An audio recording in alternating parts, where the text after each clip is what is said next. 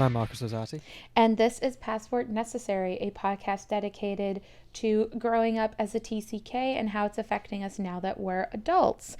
And today we are going to be talking about New Year's, a very exciting time of the year, a time of great celebration.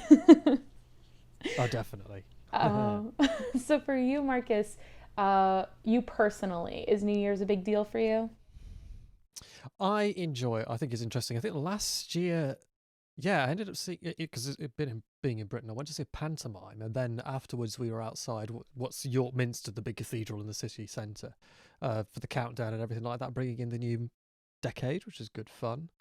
I always try and mark it in some way. I think it's one of those festivals that is ubiquitous. Well, maybe ubiquitous is the wrong word, but you could pretty much find that most major cultures in the world, Japan, China, most of the Western societies will definitely be interested in celebrating New Year. So it's kind of, I think, important to sort of mark it. So it's definitely, it's sort of a bit like Christmas, where you definitely try and get into contact with people, talk to them, message them, wish them a Happy New Year.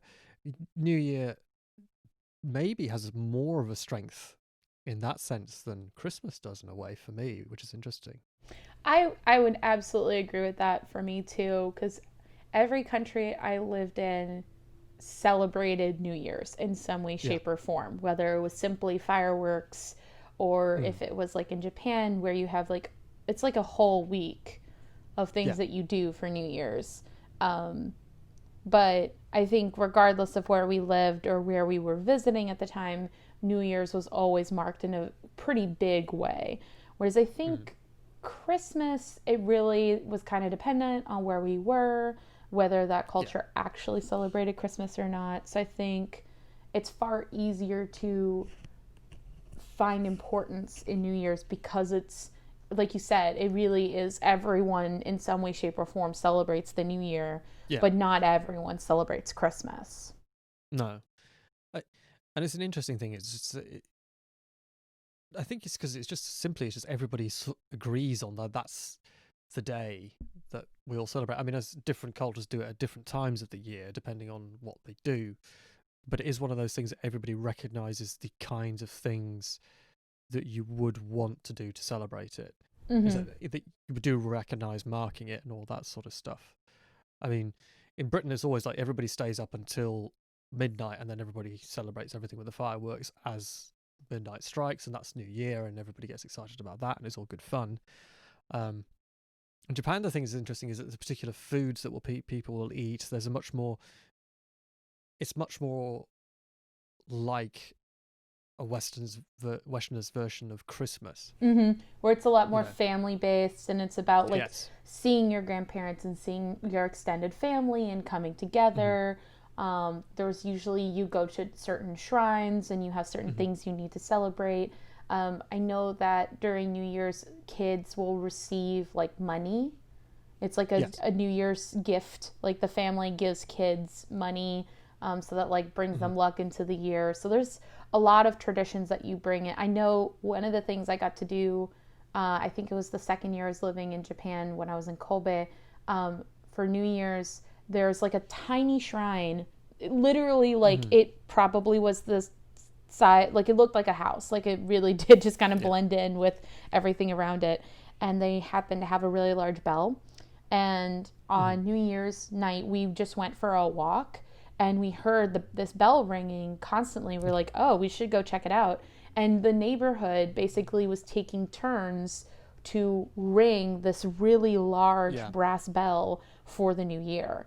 And we were like, yeah, of course we're going to do that. This is great. So it was just like, there's always little things, and each temple, each shrine might do things slightly differently, but New Year's is really big in Japan. Like, we cannot overstate how important New Year's is. Yeah, I mean, and there's so many things that people do. There's specific kinds of mochi that people eat, which is kind of, well, I suppose termed rice cake. There's also the thing that everybody does is eating noodles on New Year's Day. Oh, yeah. The idea of it like being like noodles are long, and the idea is if you eat noodles on New Year's Day, hopefully you will have a long life, is the idea. And aren't you not supposed to cut it with your teeth? You're supposed to just slurp it. Swallow it. Yep, you're just supposed to slurp it think as much as you so. can. Yeah. Yeah. I vaguely I, remember a friend telling me that, and I was like, oh, that's hopefully you just don't choke while you're eating these yeah. super long noodles. Well, apparently that a lot of I've been told this. I don't know how true it is. I don't know the stats, but I've been told that there are a lot of deaths of people who are slightly elderly around New Year because the stuff that they eat is actually they choke on it because they have difficulty eating it in the way that people are supposed to eat it because it's so because the mochi is really sort of soft and Mm-hmm. it just not rubbery, but it's almost it's very sticky. It's a glutinous rice cake, Yes, essentially. yes, yeah, and so people have sometimes have difficulty swallowing it and choke on it, and so apparently there are, so I've been told, extra deaths at that time of year, Oh, ironically, wow. sadly, but I suppose it might happen with other sorts of things where people get too drunk and particularly in the West, I'm assuming that there might be well in Britain anyway, a lot of problems with people getting a bit too drunk, falling over and hitting their heads, or ending up in what they call accident and emergency (A&E), Mm-hmm. that sort of thing. I think that does happen at New Year where people go, "Oh, it's gonna," you know, police officers going, "Oh my God, this is gonna be a hard night. Happy Yeah. New Year, everyone." Yeah, the ER is always like so packed for New Year's. ER is emergency. Uh, The emergency room. Thank you. I was like, what's the Yeah. second word? We just refer to it as the ER. Yeah, the ER always gets packed on New Year's. It's always like an issue that, people get too drunk and then they do something dumb, or people set off fireworks and aren't safe about it, and then they like blow off a finger or something dumb like that. Like, Oh that's no. always a thing you have to be careful of. Mm. I know for my family, especially because my mom loves fireworks, loves Ah. them. Like, she is a self-professed minor pyromaniac in the All fact that she right. just loves fireworks so much. Yeah. So every New Year's we would try as much as we could to go see fireworks. So like Mm. Mm. when we were, I think I mentioned before, there was one like winter break where we went and visited some friends of ours who happened to be living in the Philippines, and we did Mm. Christmas with them and we did New Year's. And New Year's when we went to visit, we were on the island of Boracay, and they Mm. set off so many fireworks that it looked like it was broad daylight. Like there was Wow. that many fireworks going off and it was all across the sky. It was so beautiful. But yeah, we would try as much as we could to go and see some sort of fireworks for New Year's. Okay. Yeah. Yeah. It's That really seems pretty fun. good. I Yeah, it is. I also remember that was like the one night I always looked forward to New Year's because it was like the one night that we were given permission to stay up late. Not that we really Yeah. Yeah. did a lot of the times, so we'd usually fall asleep, but it was like we're gonna stay up until New Year's. We're gonna Yes. do it, yeah. And then as soon as midnight hit, we were like, okay, we gotta we're gonna pass out. Yeah. Yeah. I guess I don't. Do you remember the millennium? Just thinking about the New Year things. Do you remember the millennium? Uh, 2000. So I would have been 6 years old when the millennium hit. Mm. Or, yeah, no, I was going to turn six. I was five, about to turn six. So I Yeah. was, I think I was a little too young to fully remember. Also, that was Mm. around when I was leaving the US and we were going to go overseas. We were going to go to our Right. Yeah. first tour in South Korea. So I don't really remember, Mm. but I know that at least I know it was a big deal. Like I'm sure if I Yeah. asked my partner, Yeah. because he's a little bit older than me, I know he would say like, "Oh yeah, I remember that." Yeah. I mean, I have vague memories of it because it was the only time as a child that I spent Christmas and New Year in the UK. Oh wow. Um, that makes sense that you would do it at that particular time because it is, it's you're not going to see the millennium again. So I think I have a more vivid memory of that particular one just because it was more unusual. Christmas, I don't really have a massive recollection of what Christmas was like, but I do remember the New Year. But I mean, I think because that was the big event, that was Mm-hmm. the big event, and I was nine, Yeah, so nine you and have a a better half. memory around then. Yeah, yeah. But I mean, the thing is that everybody can remember things about New Year. I think more than they can remember about Christmas. It's like I think there's just for me anyway. There's something about it that's a little bit more. I think certainly in the West you find slightly different things to do. Like, are we going to go to this place to celebrate it, or are we going to go to Mm-hmm. that place to celebrate it? Or it feels like a much more collective thing. I think particularly you feel like more people are around you when you're standing there watching the clock counting down and all that sort Mm-hmm. of stuff. I think it's it's quite a lot of fun. Yeah, it's a very large community celebration, whereas Mm. Christmas in the West is far more personal, it's far more family Yes. oriented, smaller units. But New Yes. Year's is a huge to do, which is interesting Yes. because in Japan, it's more the opposite, where Christmas is more of a big social, like, there's more people who do it if they celebrate it, and it's usually Hmm. couples or Yeah. it's far more marketing based and Hmm. commercial, but New Year's is far more homey and family based. Yeah. Like you might go Yeah. out in public, but it's far more about the family unit and Yes. celebrating with your close loved ones. So it's like the meaning of both of them swapped for Yes. both sides. um, I know that for my family, like I said, we always marked New Year's, and my mom growing up has a tradition every year of making on New Year's Day, like not New Year's Eve, but on the day of New Year's, we would always eat white rice, Hmm. cabbage, and black eyed peas. I All don't right. know if that's specific to Louisiana. It might be a southern thing, but I know that my mom, growing up, she always said, well, we have to eat this on New Year's because it brings you luck. And I remember asking Yeah. her once, I was like, why? And the rice is supposed to stand for like bounty, fertility. It's white. So, Hmm. like all that. The cabbage is supposed to be like money because it's like green and leafy. And then the Oh, black okay. eyed peas, I've heard that it's for coins. So it's all like, Hmm. it's all the same kind of like fertility, bounty, like good luck into the Yes. new year kind of stuff. Um, Yeah. and actually, as a way for me to kind of keep my parents with me and to keep a family tradition alive, I've started doing it. So since my partner and Yeah. I have started living together every year on New Year's Day, sometimes on the 2nd of January, but I try and do it on January 1st. I try and make black eyed peas, cabbage, and rice. And then I usually do like a little side of pork because it just adds Yeah. a little bit more flavor. But yeah, Hmm. I do that every New Year's Day. It's so Yeah. nice, especially because That's a almost nice thing to do. where we live, it's cold for New Year's. Like Yeah. we have not had a warm New Year since we've lived where we live. We live in Buffalo, so it is cold. Sometimes it's Yeah. snowing. So it is nice to have a dish like that where it really feels warm and homey because the rice and the Mm. beans and the cabbage, like it's all very like stick your bones kind of food. So yeah, I love Yeah. making it. It makes me think of my mom and my dad and my grandma and Mm. my brother. It's just like family stuff. Yeah. I'm not sure if I have a personal tradition necessarily, but I mean, it's always have to send a message to everybody, Yeah, of Happy New Year course. or all that sort of thing.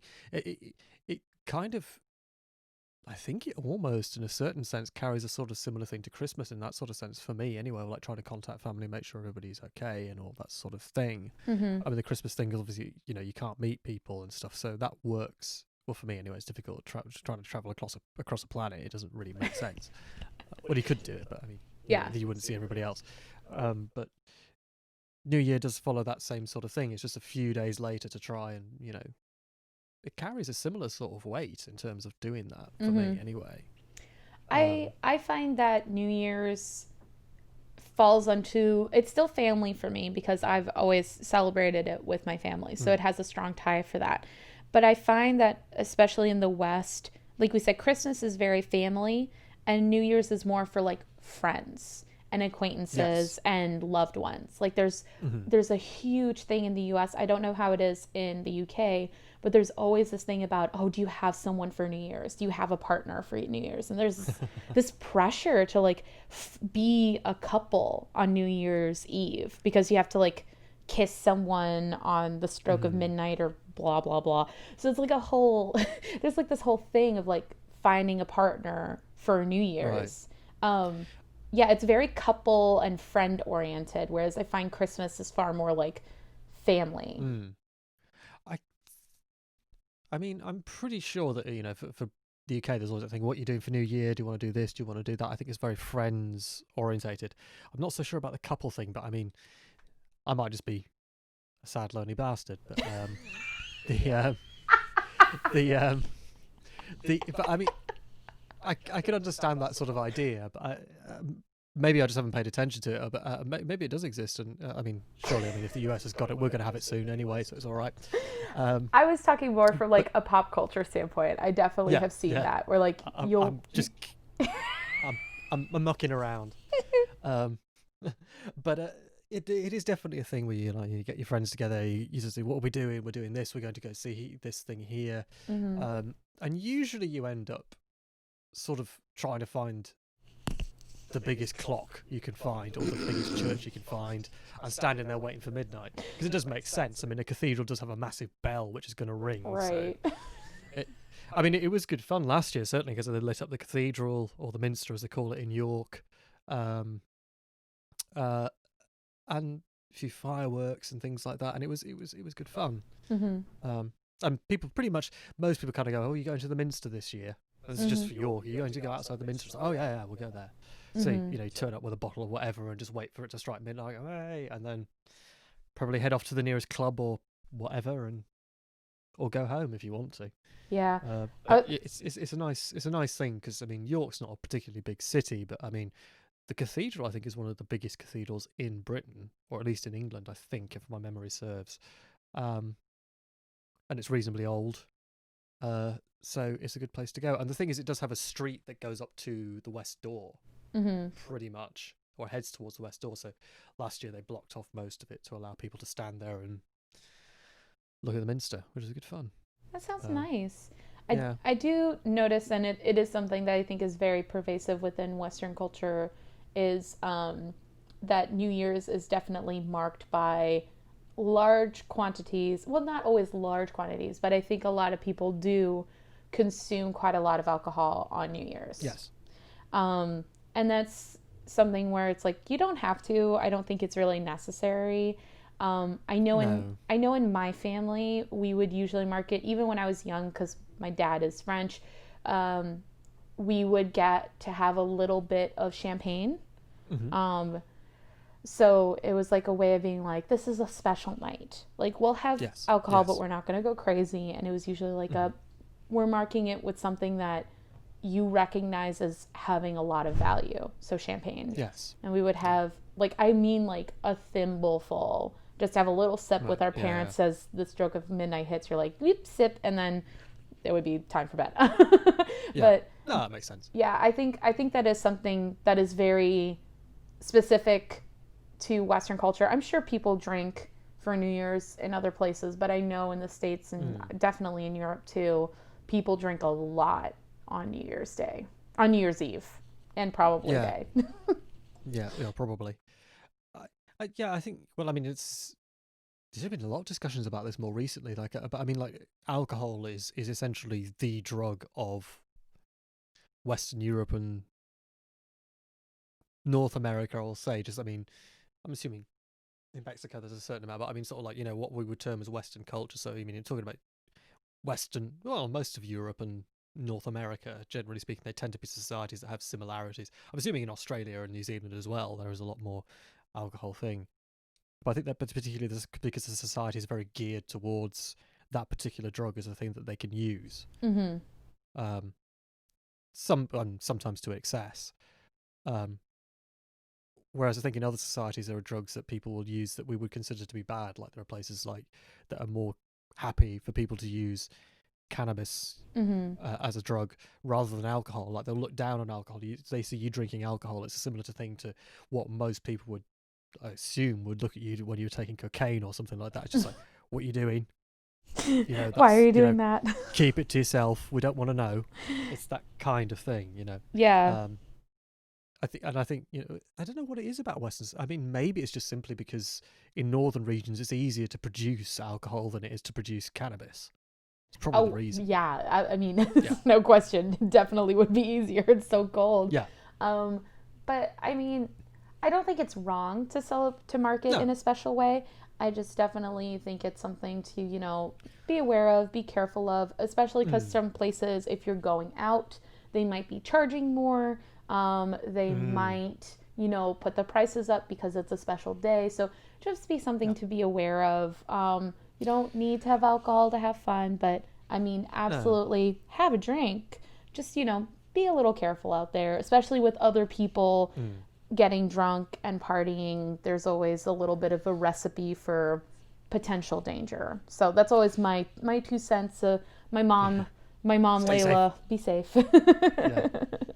I mean, there is the thing is that, everything in moderation, as they say. I mean, it's funny because, I mean, certainly in the UK, I don't know how it is in other places, but there are real concerns about the idea of what happens on New Year's Eve. Mm-hmm. Um, People getting extremely drunk and then having to be carted off in police vans and all sorts. I mean, I can't personally remember any sort of instances of this happening on New Year's Eve, but I do remember because in New York, it's kind of related to overconsumption of particular drugs, Mm-hmm. well, alcohol. Um, but they have the races in New York, so they have several race days through the summer, and Oh, just like a this is marathon or something? no, horse racing. Sorry, Oh, horse oh, racing. okay, okay. Yeah, sorry. I No, was you're just fine. setting a bunch of people on marathons and they're all pissed. It's all right. No, but then huge amounts of alcohol are consumed, and Mm-hmm. you know what happens? People go to the races, and then what they do is they kind of come down through the centre of town, and one of the roads that takes them through the centre of town has a lot of pubs on it, and that takes you into the centre of town. Mm-hmm. Um, they call it Micklegate Run. The street's called Micklegate anyway. It has multiple pubs on it, and you kind of think, you kind of think that maybe it's going to start getting a little bit rowdy around 9 o'clock when everybody's had a bit too much. Mm-hmm.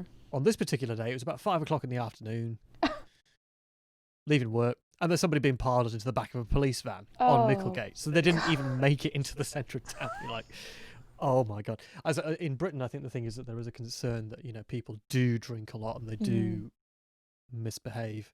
And it does come up as part of the news in terms of what happens on New Year, Mm-hmm. Yeah. unfortunately. It's definitely something to be aware of. Yeah. Just when people get into large groups, I mean, automatically people will behave in a different way. That's just how we Mhm. are. But then when you start throwing in any sort of drug, it's going to inhibit and exhibit certain behavior. So it's just good to be aware of for anyone who, they're going out for the first time. I know one of the things when I was living in New York, or when I was staying in New York for a while, um, I remember the city of New York, not the state. When I was living in the city Yeah. of New York, I think I was there for a New Year's, and I remember friends, my international friends, who were like, "Oh, like, are you gonna go? Are you gonna go to Times Square? Blah blah blah." I was like, "No, way too many people, way too many Yeah. drunk people, and also it's cold." Like, it's like you don't see that because you're watching it through TV, but like if you really pay attention, like people are wearing like hats, earmuffs, gloves, like the Mm. full shebang. Like it is cold out there. Like no, thank you. I'll Yeah. stay home. I'll watch that on TV. I will enjoy myself in the comfort of my own home. Yeah.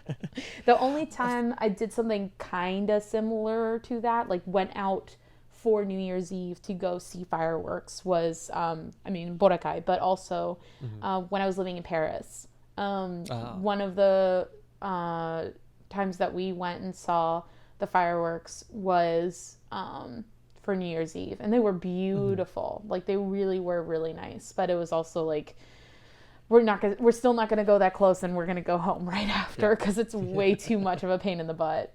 It's the Yeah. only time in Paris where they have the subways open throughout the night. Oh, really? That's Yep, they interesting. don't close the subway. It's the only time that they don't do that. Most of the time they will Right. close the subway around like I think 2 in the morning. Um, Right. but for New Year's Eve, they just keep it open. It's just safer. Then Okay. people have a way to Yeah. get home without having to drive, which is smart. Yeah, that's a good idea.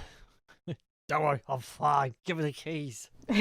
Don't drink and drive, people, please. Like, you're gonna walk away from this podcast with one thing: don't drink and drive.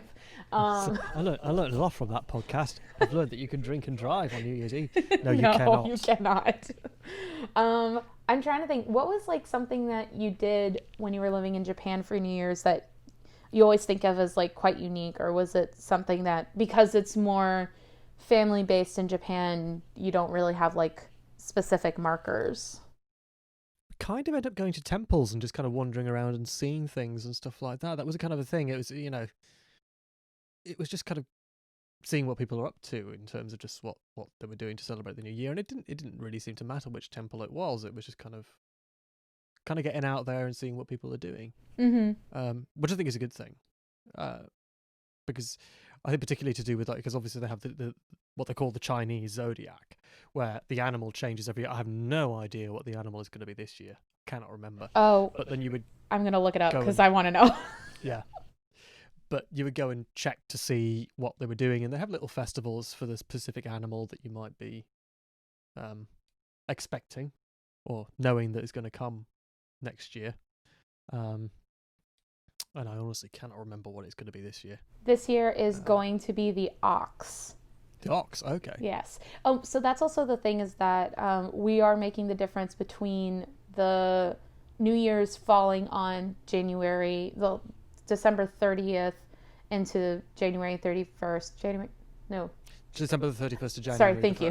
Yeah. December 31st to January 1st versus the Chinese New Year, which is a lunar-based calendar, and that changes every year. So the Chinese zodiac animal won't actually take effect until later, but the animal of 2021 is the ox, which means that this year has been the year of the rat, which is my dad's birth year.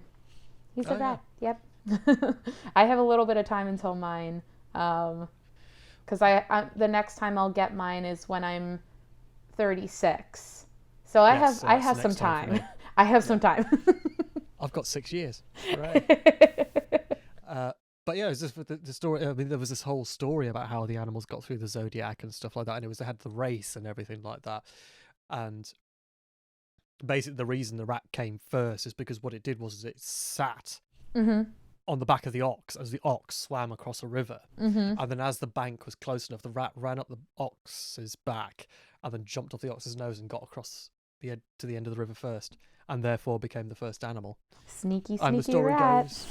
story goes that the cat was too lazy to get up and go on the race. That's why there's no year of the cat. That's so sad. I feel so bad for the cat. Yeah, but the cat decided not to do it. He was just like, fair. I just want to take a nap. Leave me behind. I'm good. I do remember one New Year's. I have a very vivid memory of this because it was so much fun. We actually did it when we were living in Kobe. Every year that we lived there, we went and did this because my mom found out that there was a temple that was like a 30-minute walk from my house. And you had to go all the way down the river. So we lived in this area in Kobe, and so we walked down the river. It's the same river where they have all of the cherry blossom festivals. So you just keep walking down it, and eventually you get to this really large temple. I can't remember the name of it. I'm going to have to look it up. But what they would do for New Year's is you would go into the temple, wash your hands as always, and then they would have things that you could buy, fortunes or good luck tokens and things like that. And then you would take 100 yen coin, and they had basically on this pedestal the biggest fish they could catch. So essentially it was the biggest the biggest catch of the first day of the year. This fish would get put on this giant wooden slat table. And so you would you would make a wish or what you are hoping for into the new year, and then you would stick it to the fish. And so the idea, so you would stick this 100 yen coin to the fish. So the idea was that the longer it stuck to the fish, the more likely that your wish would come true. So you have no idea how long it's actually going to stick because you're not going to stand there and look at it. But it was this idea of I'm giving myself a little bit of extra luck by doing this. And this was a Shinto temple, not Buddhist. And then other people were bringing in offerings. They would bring in rice or mandarins are very popular, and they would be putting it at this huge altar where they would have a deity, and you would go and you would offer foods, and it was a way of the community coming together and giving respect to the spirits of the temple, and also hoping to gain favor into the new year. It was really cool, and also the fish was enormous. So it was this is great. A huge fish. going to a temple. What a great day to spend your first day of the year. That's a good way. Yeah, that's a good way of doing it. Another one is a funny coin tradition. Mm-hmm. I don't know which. I think it exists in the UK. I'm not sure which bit of the UK it exists in. I think it might be a small local thing, or it could be something that's broader. But there's an idea that what you do is you take a coin Mm-hmm. and you put it outside on your windowsill, and then what you do is leave it overnight, and then the next day you go and take the coin back in. And the idea is that what you're doing is that by leaving the coin out and then bringing it back in, you'll be bringing money back in all the way through the new year. It's a Oh. similar kind of thing, not quite the same thing, but a kind of thing of like going and like, because the coin's been left out, you bring it back in, or it's your doorstep or something like that. I mean, unless somebody comes along in the night and nicks it, you're fine.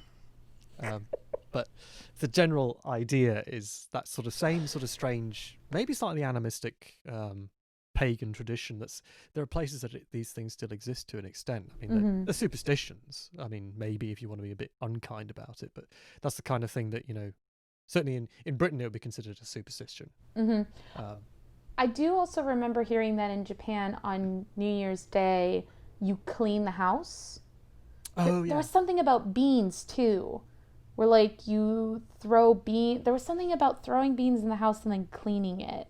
I'm just gonna look it up really quick, but other than that, I know for my family, New Year's Day was usually like you would, just making sure that you were ready for the new year. Mm-hmm. School was usually coming up. So it was like, how do we get ready and mentally prepare? Oh, okay. So this is what it's called. It's called osuji, which is the big cleaning. So you usually clean the entire house from top to bottom as a way of welcoming toshigami, which are the kami, the spirits of the new year. Right, okay. So it's like a whole process where you clear off all the dust and you clean your house top to bottom, you reorganize everything. It's like a whole thing. And it kind of makes sense, for the New Year's, you want to start off with a fresh slate. So it makes sense that you would take the time entering your new year to clean everything. I suppose it's sort of like a similar idea to sort of like, a New Year's resolution or something like that. It's just a way of welcoming the new year with some sort of like, and normally, New Year's resolutions are something to do with self betterment in a way. It's something personally that you will try and do in order to make yourself better. It's like the thing is that people do like dry January or something like that. Like that's probably also got some very good health things. I mean, you spent, the past 2 or 3 weeks stuffing yourself with food you don't really need to eat and probably drinking a bit too much alcohol. So a dry January is probably a good idea. But there was a strange one I heard, like, this is, I think, back beginning of 2017, I think it was. I read an article, and this was in the UK. And people could do things like, after New Year, they all go on a detox and everything after Christmas and everything like that. And this is like 3 years ago, so it's okay. We can laugh. It's fine. Okay. But this woman apparently became obsessed with the idea of like detoxing. And she was drinking lots and lots and lots of water. And it was purified water, put through a water purifier, all that sort of stuff. So it had nothing in it. And the problem was that she drank so much of this water and had cleaned herself out so well that she collapsed. And part of the reason she collapsed was she'd flushed out all the sodium and potassium in her body or something like that. So her nervous system stopped working. Oh no, that's terrible. So there is a thing about looking after yourself for New Year, but don't take it too far. I have no idea how true it is, but I heard a story, and it was on the BBC, so I'm assuming it was pretty well researched. Yeah, BBC usually trust it. Yeah. But I mean, there is this sort of stuff that people do of like, trying to cleanse themselves, whether physically or psychologically and all that sort of stuff. And that makes sense at New Year as well. Just be careful. Yeah, for sure. Oh my gosh, that's so scary. So yeah, be careful of yourself out there. Also, I realized that I was mixing up 2 different things. I was mixing up Setsubun, which is before spring, and I was Yeah. mixing up New Year's. Yeah. I was thinking the beans are sensibly, aren't they? But anyway. Yeah, it is. I was mixing yeah. it up. But yeah, but I mean, Yeah. they also have this thing of like throwing salt around as well, don't they, in Japan? Like, did you ever go past houses where they had like two pillars of salt next to each other or on the inside of Yeah. the door? Yeah. Yeah. That's To keep that's out a the evil big thing. spirits. Yeah, that's a big Yeah. thing in many cultures because salt is seen as a purification. So it's Mm. very cleansing. So a lot of cultures will use salt as like a way of signifying this has been cleaned, this has been Mm. purified. So they might use water, you might use fire, but salt is another very, Yes. very popular traditional way of signifying cleanliness and purification. Hmm. So yeah, that's I don't really have Yeah. much else to talk about for New Year's. We kind of No, went yeah, off I think topic, it's, but that's kind of yeah. the norm for us. Yeah. um, Covered a lot of ground though. yeah. So thank you so much for joining us today and listening to our podcast. We have a Twitter, so please reach out to us if you have any questions, comments. It's the at passport Nessa, or it's NECESS1. I'm going to work on seeing if I can change it slightly, but that's what it is right now. It's passport NECESS1. And we'll also be sure to leave it in our description wherever you are looking at our podcast. So thank you so much for listening. Please leave us a comment or a review. It really means the world to us that you're listening to this podcast. And we will see you into the new year. Oh yes, we will. Yeah. Have a great day. I'll see you, Marcus. See you. Bye. Bye.